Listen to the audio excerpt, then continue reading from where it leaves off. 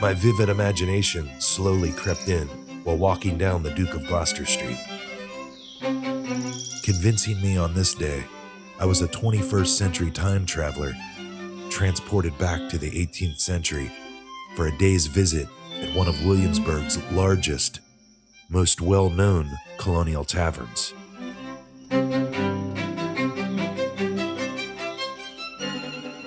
The Raleigh Tavern.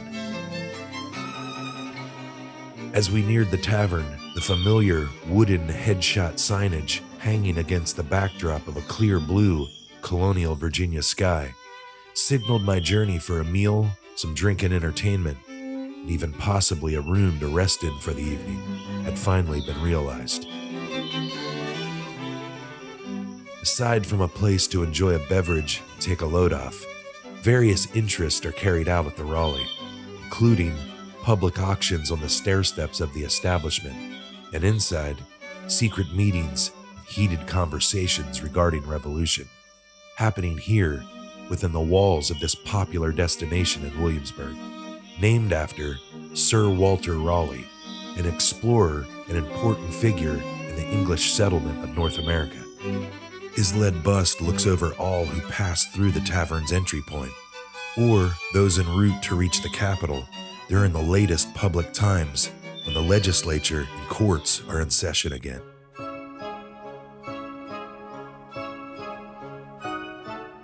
Due to my time of arrival, my stomach was reminded me that some nutrition would be most beneficial.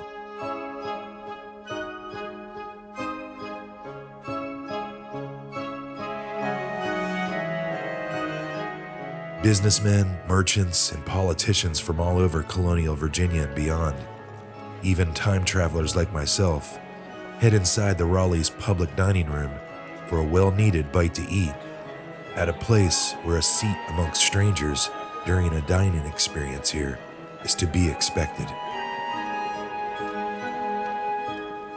It should be noted that food prices are closely regulated in town, and here at the Raleigh, although slightly more expensive than other surrounding nearby taverns, my meal inside the dining room would cost me 1 shilling on this visit. The plate offering here would consist of a combination of a sort of potted stew meal, a warm slice of bread and butter, and a beverage of my choice. My parched taste buds opting to avoid an ale on this day and sip only a cup of warm tea.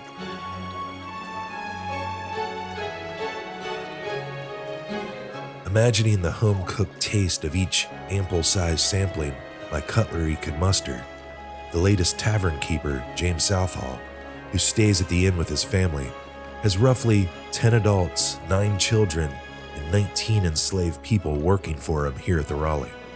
This generous amount of workforce allows the tavern to keep its stellar reputation intact and positions the venue to successfully manage its exceptional service expectations to well-regarded clientele.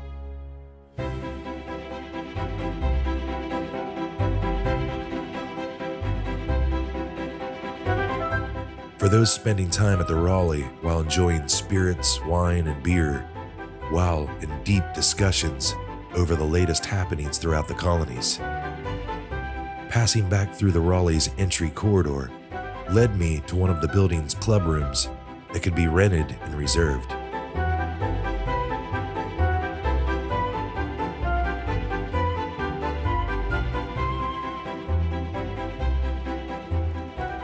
And lying directly beside it was the tavern's barroom.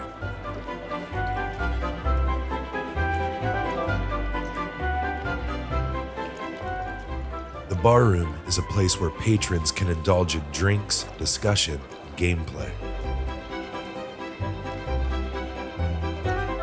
The barkeeper stores all the necessary utensils, ingredients, and alcohol needed to concoct drink orders behind the bar area placed at the corner of this room.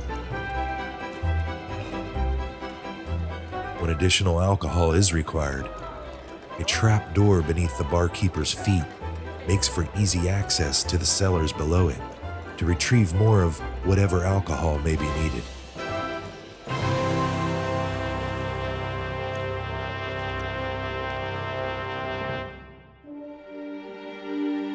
As I approached the next room, the Raleigh's grandest room at that, I found myself in a place where balls, feasts, speeches, political meetings, and events were frequently held.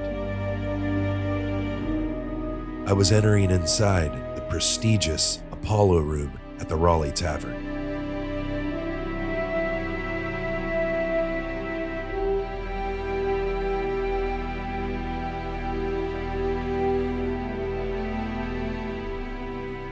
A room that could be considered a focal point for early acts of sedition.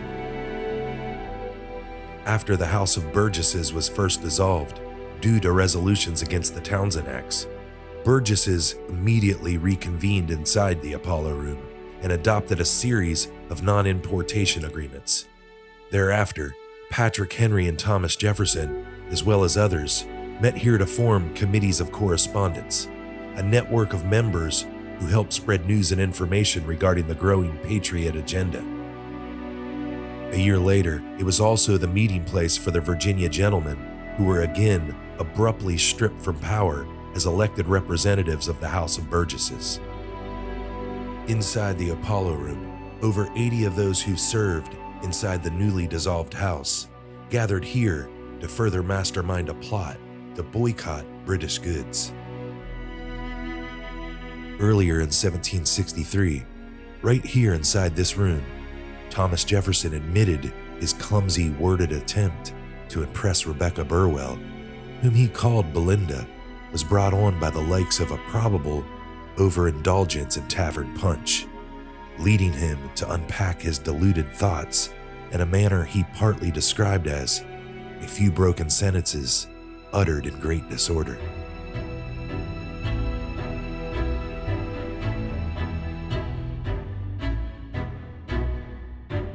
Exiting the Apollo Room and heading towards the Raleigh's northernmost point, I'd passed through the Daphne, a room that George Washington spent time in as recorded in his May 3, 1769 journal input. Went into Williamsburg and dined with the council and spent the evening in the Daphne. Yet another place inside the Raleigh, I was entranced gazing about within, as I thought, if the Daphne's walls that enclose this section of the building could only speak, imagine what they have heard and would say.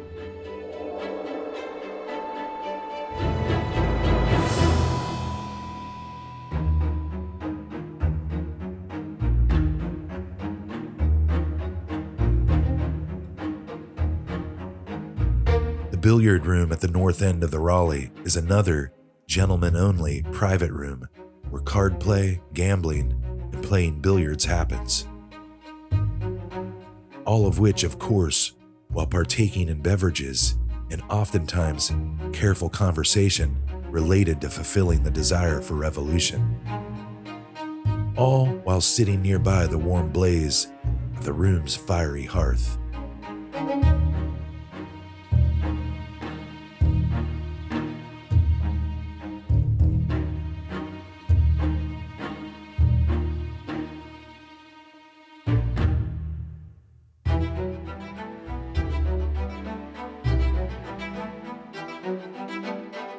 Upon a long evening spent at the tavern, I'm told sleeping accommodations on the second floor could find you grouped with a bedfellow. Up to 100 men could be found sleeping between the Raleigh's available sleeping chambers found upstairs.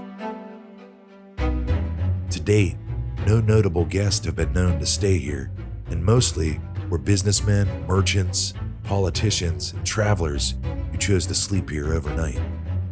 But it has been once rumored that Washington may have stayed here one time early in his career as a Burgess, though it's not certain.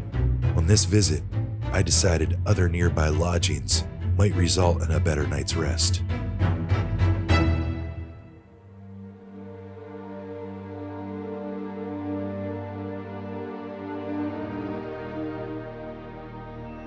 My time-traveling adventure back to the Raleigh Tavern in Williamsburg revealed a close-up look inside the place where many colonial Virginians and those beyond would spend time at in order to fulfill their social, political, and traveling endeavors during the 18th century.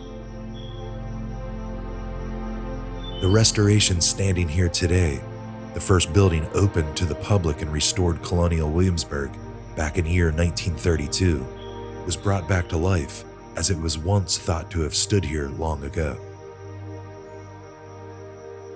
Closely restored and then even further modified over the years to better align with the archaeological footprint, thorough inventory ledgers recorded in 1771, the Frenchman's Map, and later excerpts from a book by Benson Lossing, a visitor to the tavern in 1848, who sketched and engraved images of the Raleigh, as well as other revolutionary landmarks throughout an over 8,000-mile trek that he set out on to record stories and detail the places where the revolution took place for his book titled The Pictorial Field Book of the Revolution.